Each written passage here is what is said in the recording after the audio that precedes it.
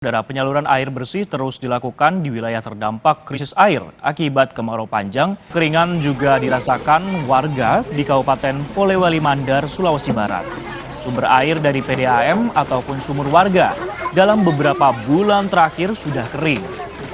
Warga kini hanya berharap pada bantuan pemerintah yang memasok air bersih ke permukiman mereka. Mereka harus antre untuk mendapatkan pasokan air dari mobil tangki BPBD yang menyuplai air bersih.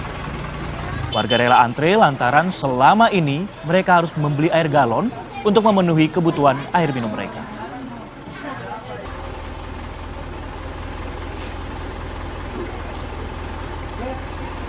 Ini berapa bulan, Pak? 3 bulan, 4 bulanan. Jadi dapat air dari mana tuh? Kita pergi cari air, Pak. Di mana tuh? Di rumah keluarga. Sumur enggak ada? Sumur ada tapi disaring. Sudah kering? Kering, Pak. Itu untuk apa itu?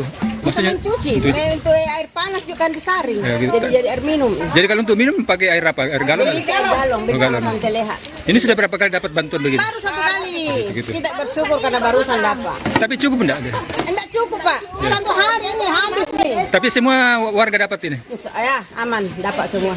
Kecuali di sana nanti, Pak, enggak tahu.